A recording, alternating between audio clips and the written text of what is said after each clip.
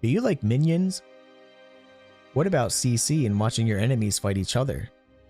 Do you like on-demand burst as well? I have the perfect video for you.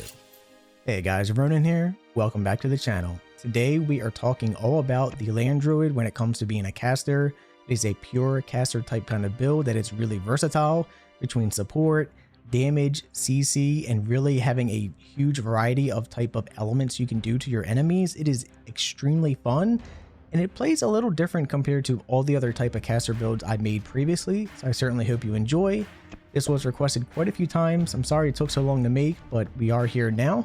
Comment down below what you want to see next. I have a ton of new builds that I am working on between my flame lock, multiple paladin builds, and so much more. So I certainly hope you comment what you want to see because I love taking requests.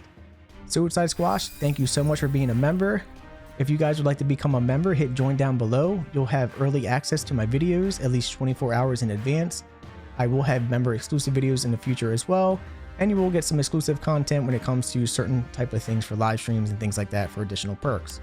Anyway guys, if you're new here, like and subscribe. Let's go ahead and break this video down. My starting stats are on screen. If you would prefer to have a little bit more initiative and AC, simply swap Constitution and Dexterity. Skill proficiency wise, pick whatever you wish, but I do find Perception to be very useful for this build. Since you do have high wisdom, your perception will be really high as this build.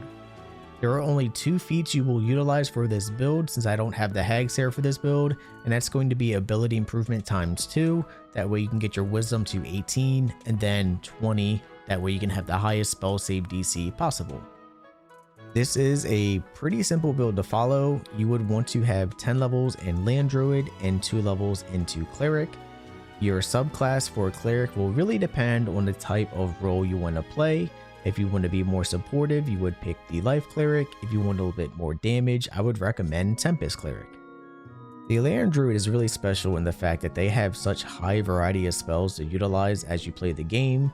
Whether you want to be a damage dealer, support, or CC, you have that option and can simply change out spells whenever you need. As you level up as a land druid, you have different type of domains or like land specific spells you can learn that are always prepared. Some of these spells are ones normally druids cannot even learn in the first place. A good example of this is Misty Step. And of course you do keep Wild Shape as well, though not as strong as the Moon Druid. It can be handy when needed. The way you go about playing this build is honestly going to be up to you. I personally like using it as a CC minion kind of like hybrid with on-demand burst when needed. So keep that in mind because you have a ton of spells to choose. So choose the spells you want for your role. Confusion, in my opinion, is very powerful. That way you can make enemies attack each other. I also really like having some type of lightning spell. That way after I use Create Water, I can then use my on-demand burst with the Cleric to get some really high damage. When it comes to gear, it's really going to depend on the type of druid you want to be. Because the Land Druid has such versatility on whether you want to be support, CC based, a summoner, a straight up damage dealer, or something in between. By simply changing a few pieces of gear, you can really change your playstyle, and of course by changing what spells you have prepared. So for this build specifically, if you are going like the hybrid that I'm going to be doing, here's what I like using.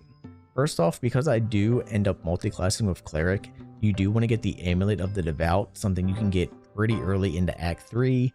The +2 bonus to spell save DC alone is great for any caster. But you do gain an additional charge of Channel Divinity, and because I did mix this with Tempest Cleric, I have 2 charges, so I can do 2 lightning spells at max damage per long rest, which is extremely powerful if you combo that with Create Water to get them vulnerable to lightning damage in the first place. Now, if you take a look at some of my other gear, the Armor of the Landfall for sure is your go-to chest piece as soon as you get to Act 3. You can buy this at Sorcerer's Sundries. You get +1 bonus to spell save DC.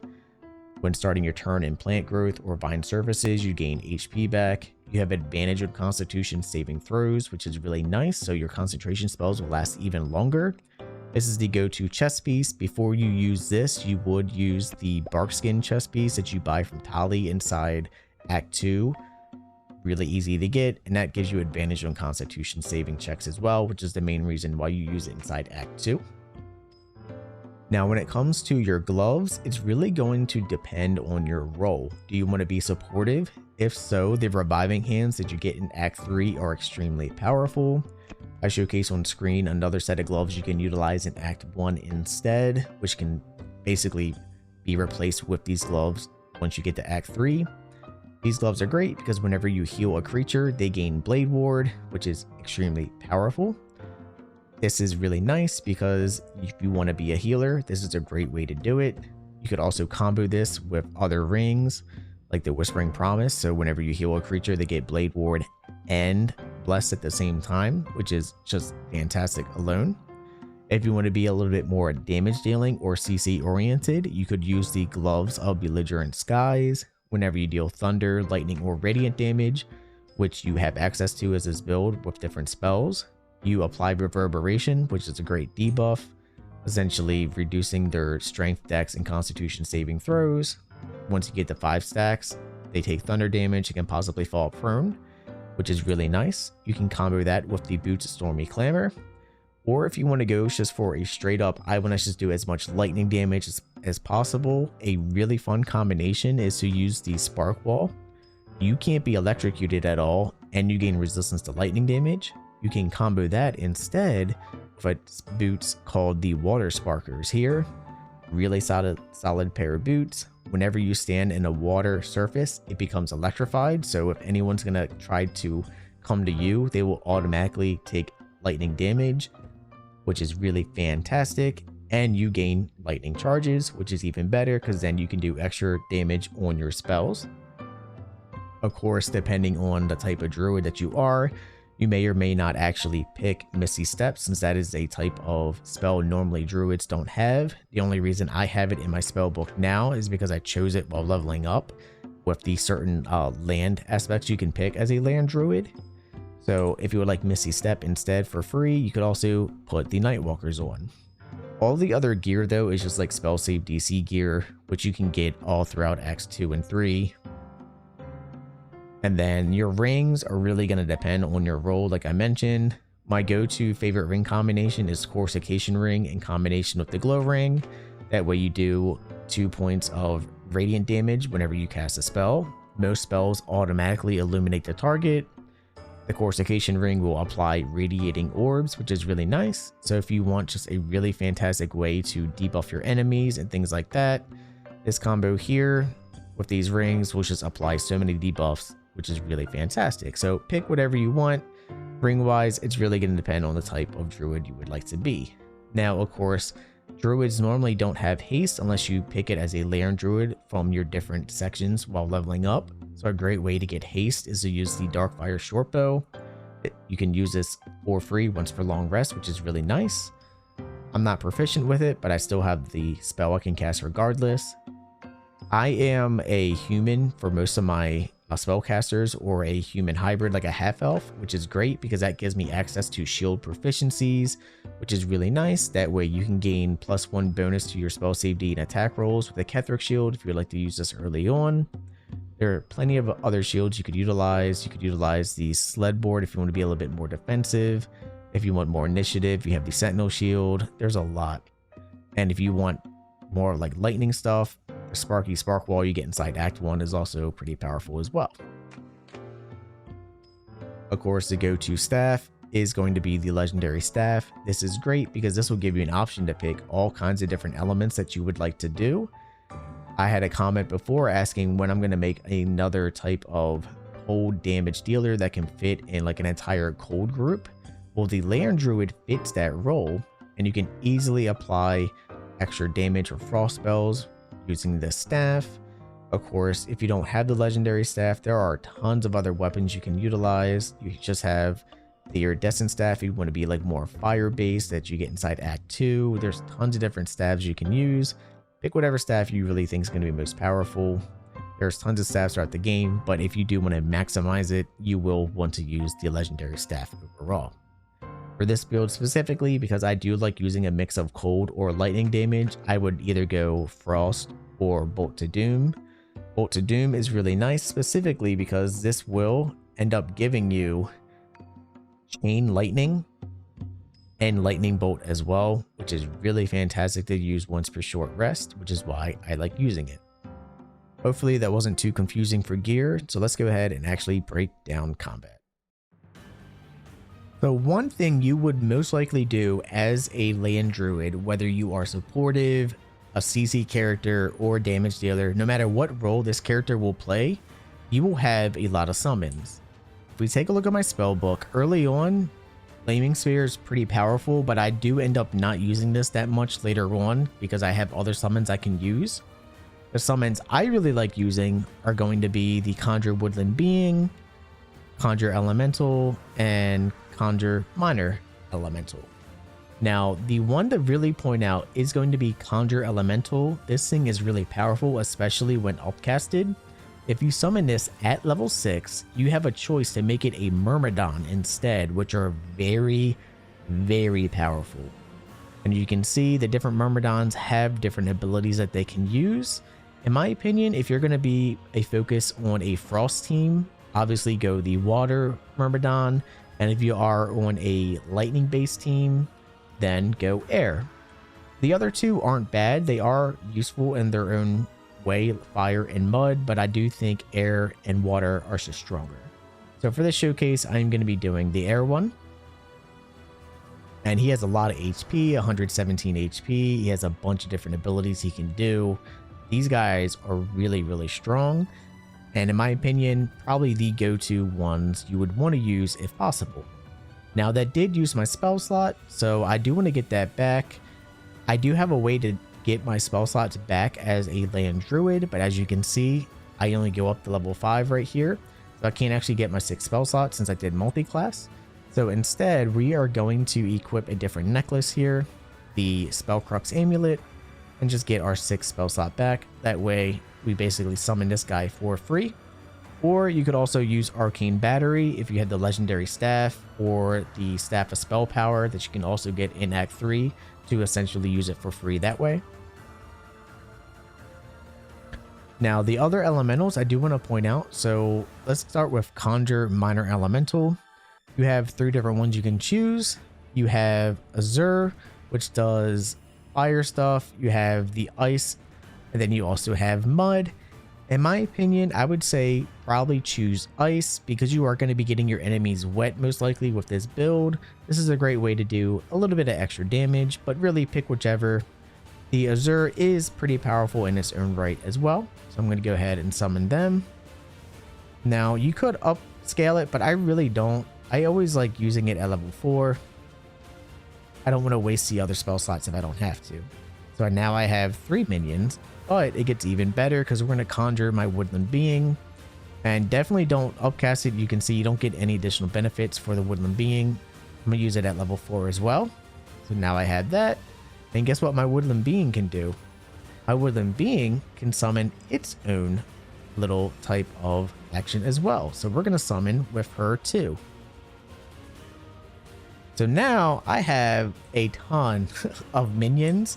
And if I did want to use concentration with my main character here, I mentioned it earlier, I could summon Flaming Spear as well if it was prepared. But I do like using concentration on other spells in general. Alright, so I'm going to go ahead and do something here. So my little ice guys, I'm actually going to have them fly over and put them in various spots. Because when they die, they explode for damage. This can affect your allies too, so keep that in mind. But one thing I find interesting is if you want to sacrifice them just to do a lot of additional damage, you certainly can. So that's what I'm going to do. I'm going to have them stacked up over here. And on my turn, what I'm going to end up doing is using my ability to get the enemy wet. That way I can do double damage on them. Let's do Create Water. I'll do it as a level 2 spell, so it's a little larger than normal. It's going to get all of them wet. So now when I go to attack, I am going to be doing a lot of damage. I could use Call Lightning here because this is a very powerful spell here, especially if you upcast it. So let's go ahead and use Arcane Battery. Let's hit Chain Lightning. Let's get it to a level 6. And let's use it right on these enemies in front of us. I hit all of them. I'm going to use Destructive Wrath. That way it will do maximum damage.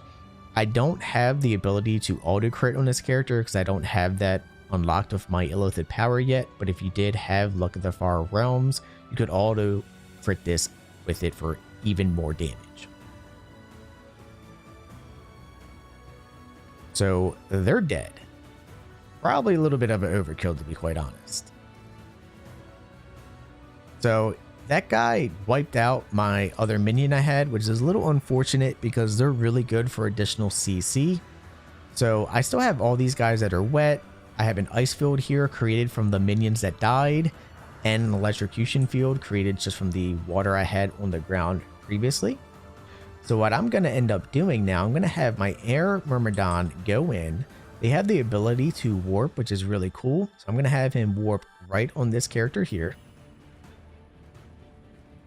Now I could choose to attack with my mace, or I could use Electrified Flail.